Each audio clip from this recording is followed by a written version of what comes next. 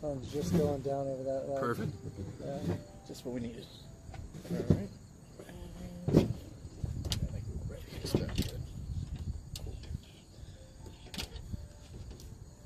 All right. Podcast episode 3. I'm here with my good friend and old Bible teacher, Nathan. Nice to see you again, sir. It's been a while. Podcast episode 3, like I said, and we're going to call this one Whiskey and Wisdom. So maybe let's start first with a little bit of wisdom. So obviously I said you're my old Bible teacher from high school, and it's been a while, so we're kind of catching up a little bit. And maybe bring us some background into how you kind of became a teacher, or starting out, if you want to even backtrack further, that growing up, and maybe kind of how you got here today a little bit. Sure.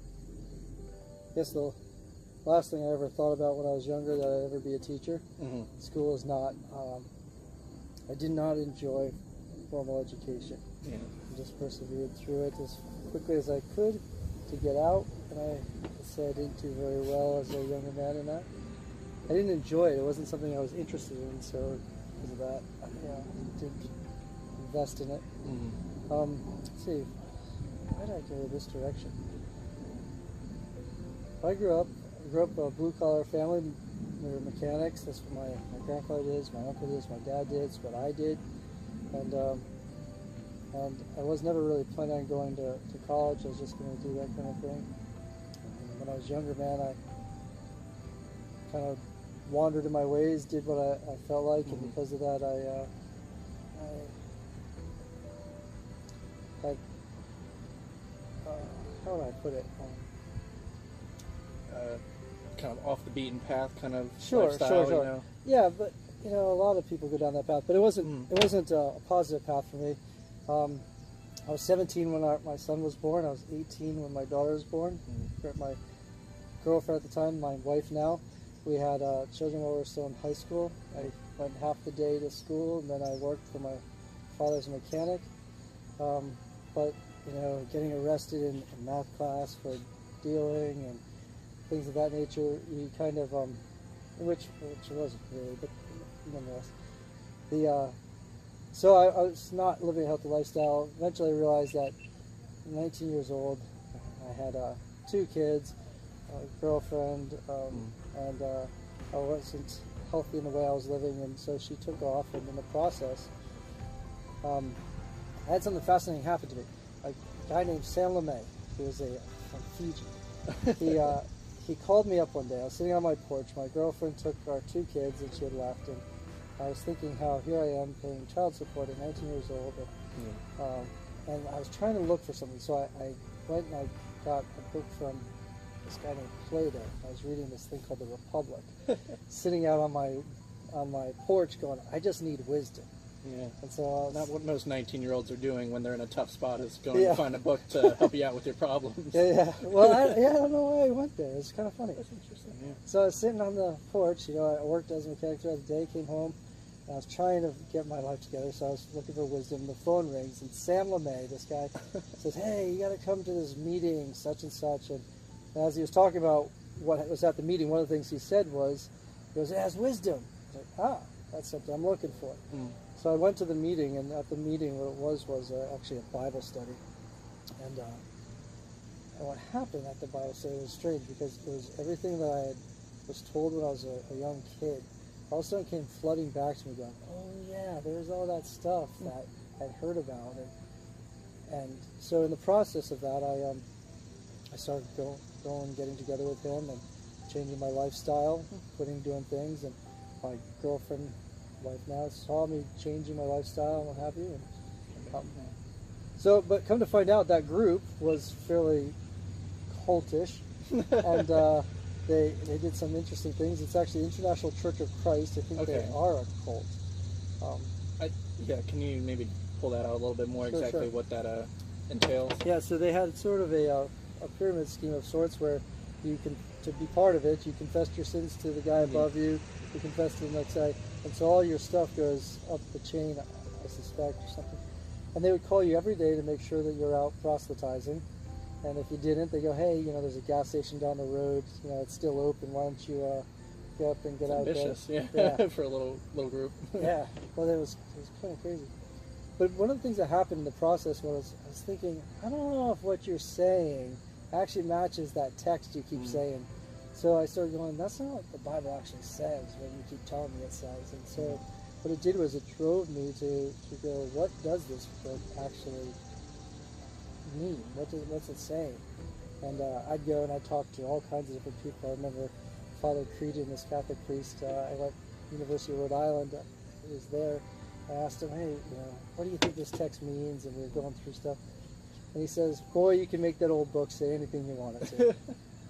Yeah, I mean, that's a interesting way to kind of pivot off of what other stuff we were talking about a little bit earlier, how, the interpretation's obviously a big deal because, coming from your background was obviously different than the next person, and you ended up in that church, could have ended up somewhere else, believing something maybe not totally different, but, obviously different. And what does that kind of say maybe about people who hold, Christianity, particularly biblical beliefs, that, they might not literally think something's true, they just hold the moral of it or the moral of the story and kind of seek for that more than just, the stereotypical Bible thumping, creationist, for lack of a better term or something like that, that's maybe more prevalent in some denominations or beliefs than others. Well, there's obviously one of the issues that people struggle with is the fact that here you have a text and then all these different interpretations of it. And then you have, sort of like we were talking about before, the difference of some reading the text in a metaphorical way or a historical way, and then, but it's much more complex than all that because, I mean, the Bible is, from a Protestant angle, you have 66 books. If you're coming from Orthodox or Catholic, there's a few more than that. And it's more like if someone said to me, well, do you believe the Bible? I think it's funny because it's sort of like asking, do you believe the library? Because it's a collection of books from different angles. You have books that are historical, you have books that are poetic, you have books that are letters. And so to say that, do you believe the Bible, what do you mean by that? And if what you mean by that is you believe the testimony, the overarching testimony, that God took on human flesh in the person of Jesus, and that he was crucified under Pontius Pilate, suffered, died, buried, and rose again on the third day. Sure. That's particularly what the Christian faith has revolved around, the historicity of those claims. And so when you go, well, what's metaphorical, what's not?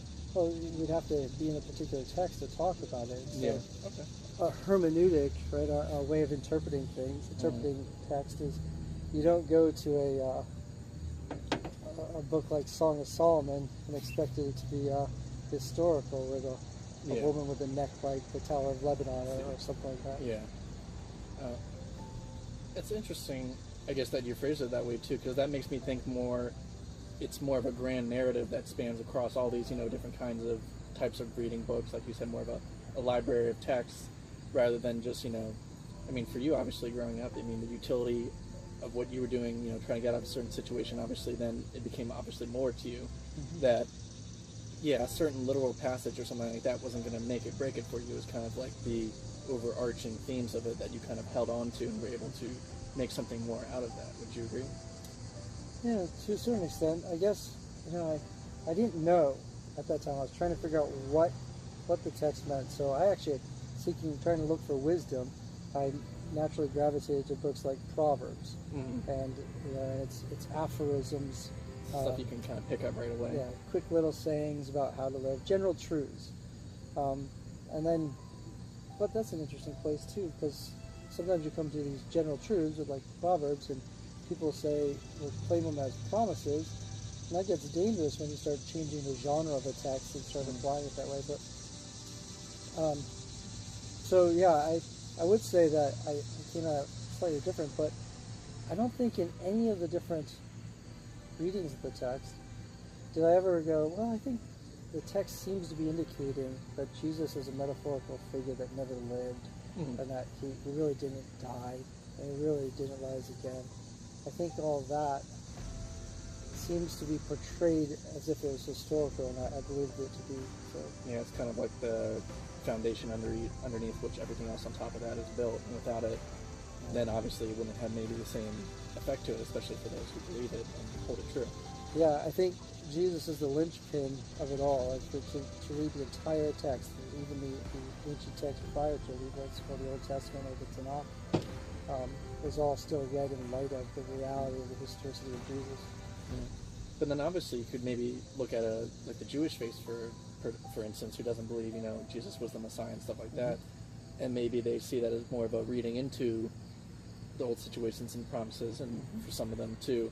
While Christians kind of it's more New Testament, then they backtrack to the old stuff and kind of see it through there. Do you think there's something to be said for people reading into it in that way, or that I don't know if there's something different? Sure. Yeah, I mean, as Christians, I think that historically Christians properly understood that the Old Testament is the Jewish sacred scriptures that plays itself out into the culmination of their covenant promises in the person of Jesus. Mm-hmm. But in the what you call the New Testament, in the Gospels, for example, Jesus says that all the books of Moses and the prophets and the writings, which would be the Jewish way of saying the Old Testament, the Tanakh, says they were about him. So that's an interesting claim from a Jewish man to say all those prophecies were about me. So to go, really? And then you look back and go, what are these texts about Jesus, whom they called the Christ, the anointed one, or the Messiah, Jesus Christ? It's not really his last name, it's just his title. He's the promised anointed king that they were looking for.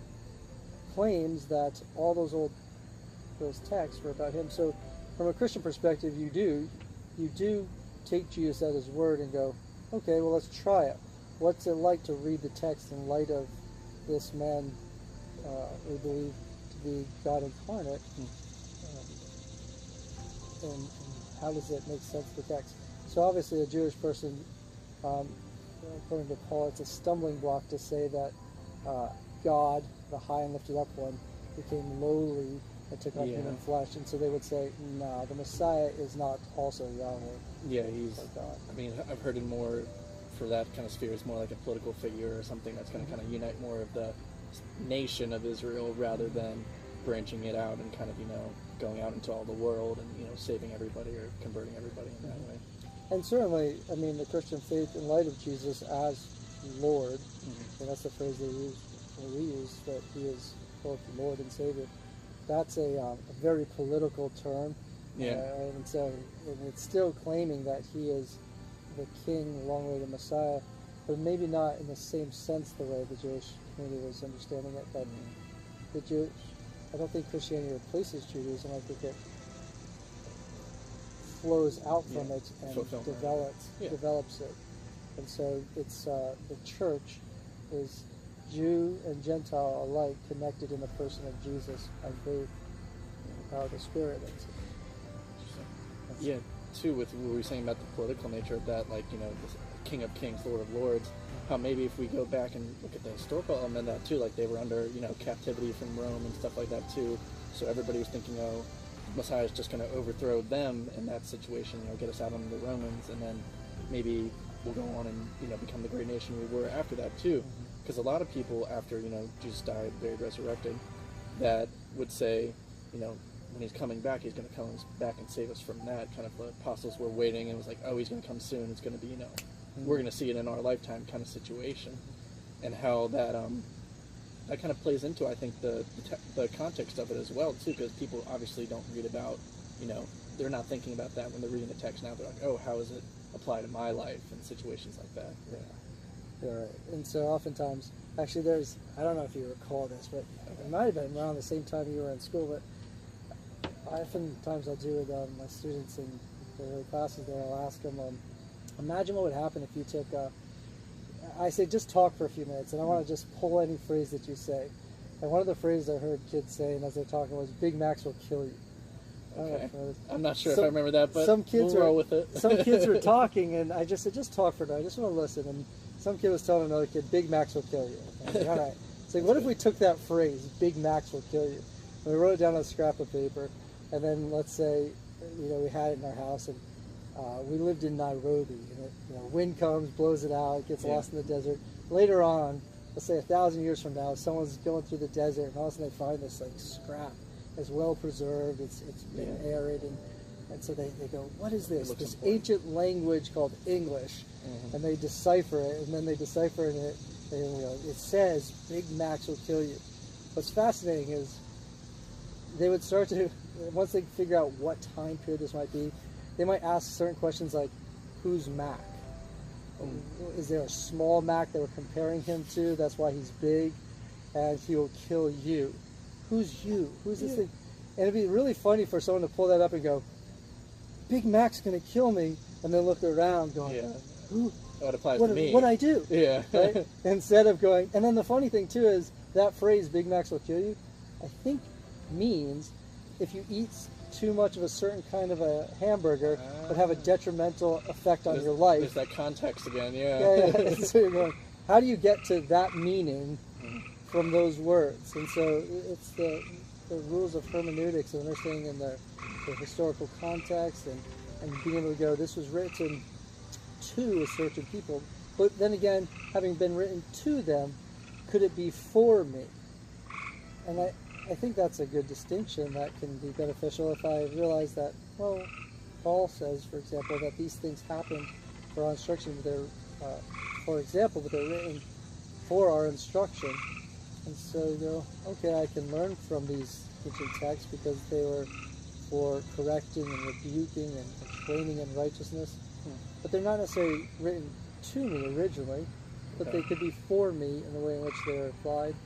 But I still need to take them in their context and not say, oh, that promise is mine, or that, right? I mean, that kind of goes back to what you were saying, too, of more of like just reading the Proverbs and kind of getting the little moral out of it and saying how, oh, I can just take this, but if you don't have the context and the understand, the knowledge behind it, do you think it can kind of rob the integrity of it in a sense, and how you're just generally applying it to yourself, and, if anybody can do it, maybe does it lose its value in some way?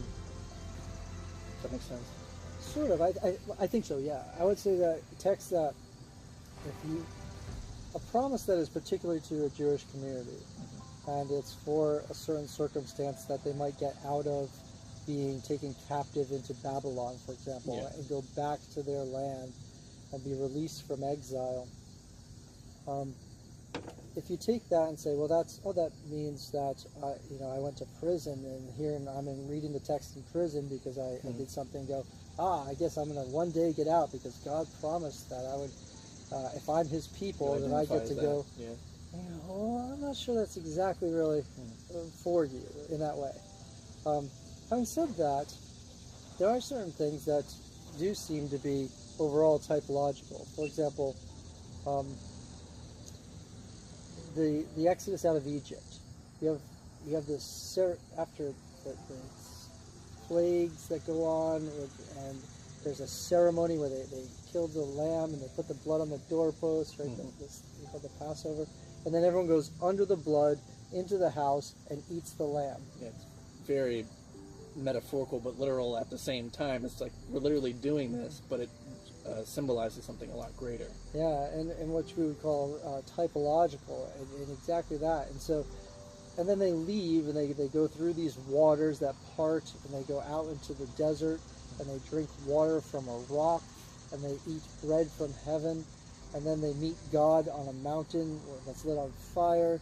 They build a house for Him, and then they eventually go and they conquer the Promised Land after going over the Jordan.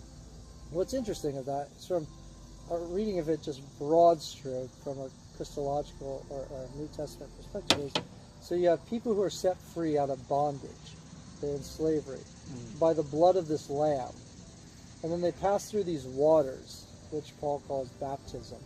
And they enter into this desert, this time of testing as they come into covenant with God, and they're going to be tried, and do they believe, do they test?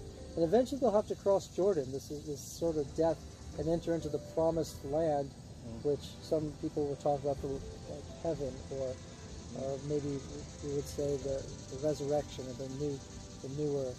So you have set free from bondage by the blood of a lamb, pass through the waters, enter into covenant with God, wander in the wilderness, cross the Jordan, and enter into the promised land.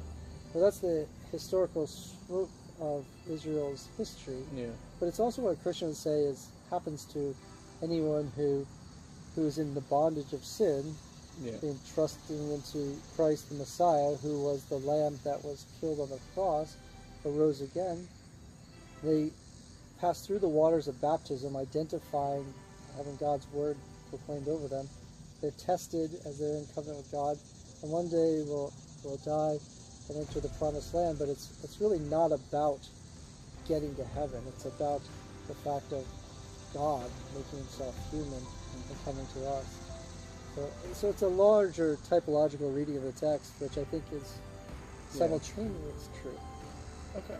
Yeah, too, and the way you drew that out too, it seemed like, obviously that's like a pretty much exact parallel almost for like the life of Christ too. He goes into the desert, has to wrestle with the devil, baptized, has to go through that turmoil and stuff like that too, dies, and then he's resurrected, becomes new again at the end. So I never kind of pulled that exact distinction from it, but that was a great connection. What you just said. Christians have always said that Jesus is the fulfillment of Israel. He actually goes down into Egypt, and exactly what you just said. It was fascinating. Even his wandering in the wilderness is a period of 40.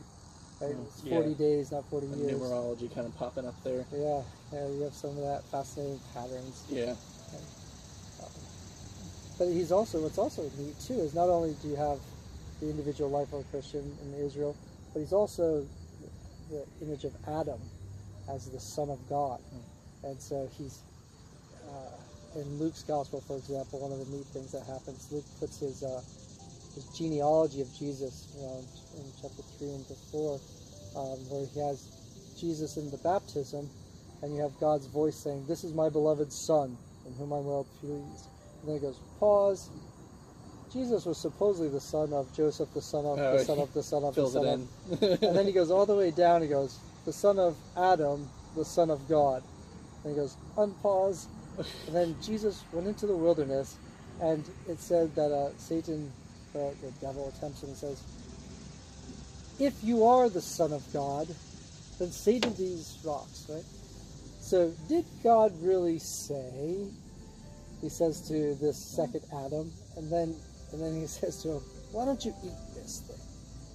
And it's this same pattern that you see from the very beginning. And so historically, Christians have said that Jesus is the second Adam, not just also Israel, and also the fulfillment of what means to be human for every one of us.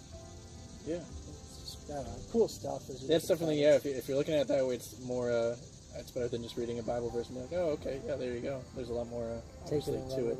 Yeah. So kind of I think we started at a more of a bird's eye view, and then we kind of dove down. Now to come up maybe a little bit to get a little bit broader, I think if we go back to like the contextual stuff we were talking about, and people maybe looking on it from the outside who don't believe or don't, obviously think the exact same thing, or maybe, there's a little difference among them. Is there something that somebody who, believes all these things that we're talking about could learn from someone who doesn't, or is very critical of it? And maybe not just the sense to, be more aware of yourself, but is there maybe if it's more of a virtue thing, or the way you treat other people, or kind of a more personal interaction, I think? Because I think that's the biggest hang-up, is that for most people who do and don't, there's probably a lot more in common than there is not in common. Mm-hmm. Yeah, just the humble recognition of our shared humanity is probably a really good place to start for all of us. The fact that we don't know everything. Right? None of us knows everything. And the things that we know, we're all in process on the way, trying to grow and learn. Mm-hmm. And having said that, I think one of the neat things about the study of history and things is that we can ground things somewhere. Although I found this fascinating. I'm not sure where I land on it just yet. But the previous Pope Benedict XVI, was Karl Ratzinger. One of the things that in his book on Introduction to Christianity, he talked about doubt as being the place where the believer and the unbeliever have common ground. And he said in a sense that it's the perhaps that the unbeliever might wonder about, and it's the nagging, what if of the Christian. Yeah, is it true, or maybe am I just wasting my time? And he goes in that humble place of doubt. Not that you ever want to perpetuate it or live in it, and it's never a comfortable spot. But there's a meeting ground for humans to have a conversation honestly and openly with one another and go and share insights and go, well, here's what I see and here's what I see. And I think that's really helpful for people just to recognize their own humanity of it. At the same time, people, there does seem to be this weird antithesis of seeing things from completely different worldviews. That, sometimes it's difficult to find common ground and going, where do I find it if I think. So the Christian starts with a place of, I believe that I might understand. Yeah. And maybe someone else comes from a different angle going, I want to understand that I might believe. Mm-hmm. And so they're starting at two different places. When my kids were little, I don't know if this makes any sense, but we had a coal stove when we lived in Rhode Island, and when it was on or off, the rule was, kids, your hands may never be on the stove. Yeah. Do not, because they were too young to discern whether or not. It's on cold, yeah. Yeah. And so, and I remember one time my son, hands on the stove, and I'm telling him, your hands don't ever go on the stove. And he's like, but they are. And I was thinking, well, when I say that, your hands are either on the stove or not on the stove, mm-hmm. and there's no other option. So you go, well, they're kind of close to the stove. Well, that's still in the category of off of it. Yeah. Okay. And so, at some level, there's that tension that believers and unbelievers have, where, while there is this middle ground of doubt that plays, there is the place of belief, help me in my unbelief, and then there is the place of, it's not true, but maybe. And they're different categories, I guess. Yeah, I think, that's obviously I would say less mainly held view for most people than in maybe a staunch believer, staunch unbeliever kind of situation where it's just, oh, you're an idiot, or you're just, a pagan running around doing whatever you want to do with no morals and no way to kind of get out of it in a sense too. But yeah, just finding that discourse and, like you said, shared humanity would bridge the gap in that sense, definitely, to have a conversation for people of all different kinds of backgrounds. So I think that was pretty thorough for that sense of it, for sure. Also, we're drinking some whiskey here too. What are we drinking? This is just Maker's Mark, and honestly, it's the first time I purchased it. I generally prefer a Scotch if I go for it, but frankly, tonight I just was like, let's do a bourbon, and you were up for bourbon, and so bourbon's bourbon. Or I guess the highbrow whiskey folks might go, wait a minute, you can't use the terms interchangeably. Or, that's from Kentucky or wherever it is, and then Scotch is obviously from Scotland. Right. So that, yeah. Do you enjoy Scotch or no? I do. I do as well. I went to Ireland recently too, and I had Jameson. I know that's whiskey, slightly different, but a lot closer to home than something like this. But people take their stuff pretty seriously too with it as well. Or like you said too, if it's not exactly if it's Scotch or whiskey or something, people can get pretty bent out of shape. Right. I know they do. I was in St. Andrews in Scotland, and this guy, I met him at this place called the Way Pat, this little pub, and he said, oh, you gotta come back to my house. I've been collecting scotches from all over the island, and you gotta do a tasting.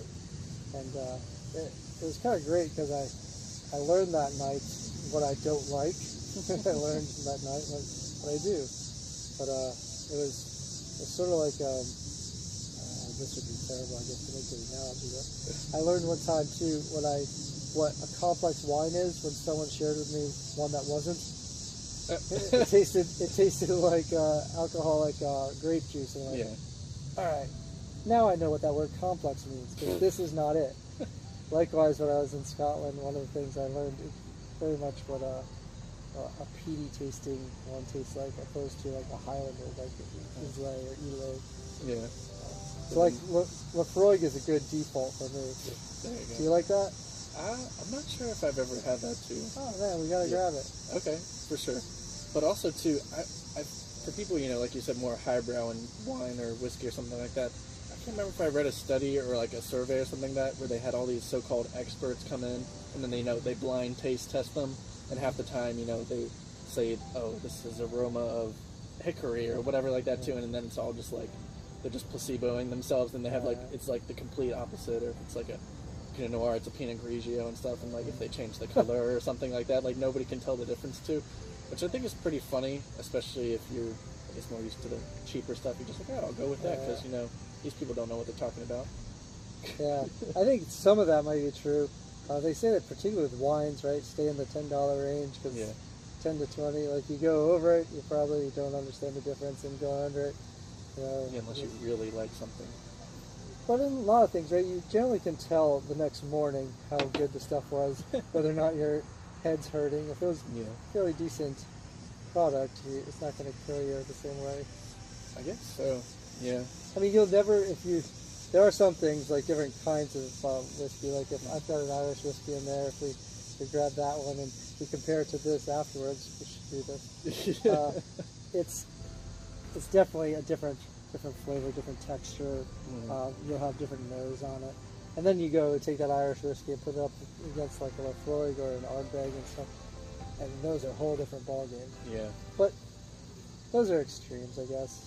Taking a peaty Scotch and a Irish whiskey and then a Kentucky bourbon. Yeah. Those are pretty extreme. You can still enjoy it without breaking the bank. Definitely. This didn't do that, so. Yeah. There you go. Maker's Mark is pretty good stuff. Yeah, I think it's good stuff. Also, I thought this was kind of a funny, interesting thing. Why is whiskey like a man's drink?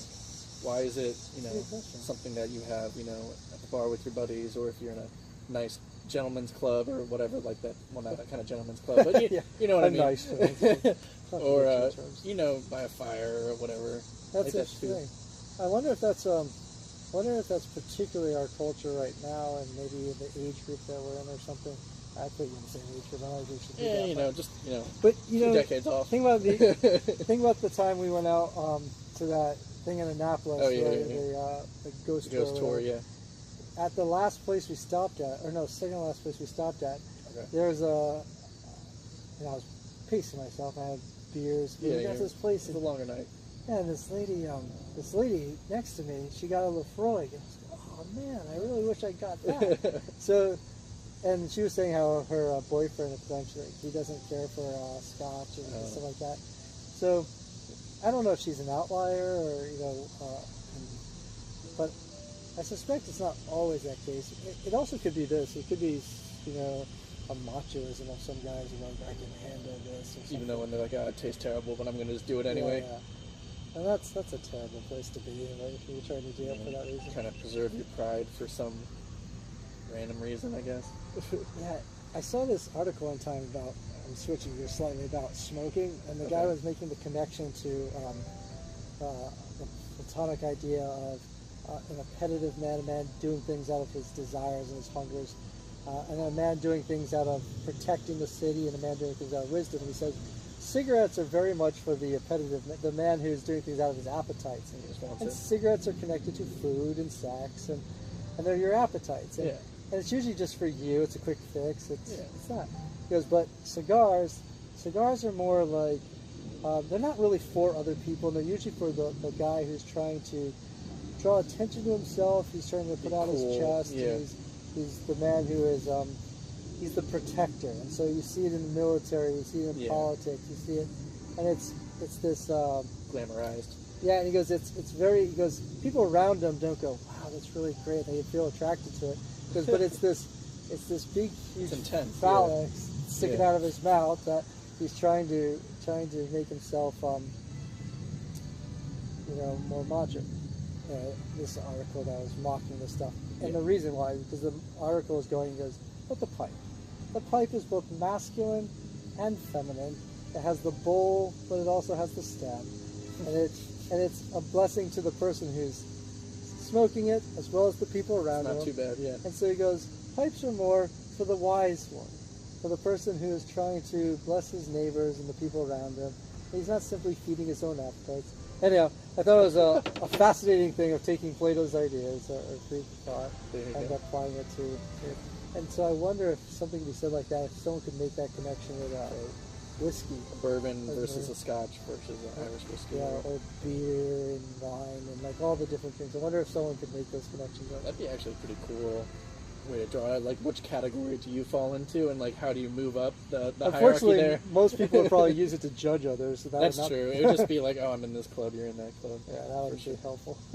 Probably not. That would probably run counter to what we were talking about earlier about, having a good conversation and discussion between different camps. Kind of, well, that's a good place to end up. We've been doing it for a while. I want to thank you again, Nathan, for having me on, and we'll do it again some other time. All right, sounds good. Thanks. We'll have to end with some Irish whiskey. Of course.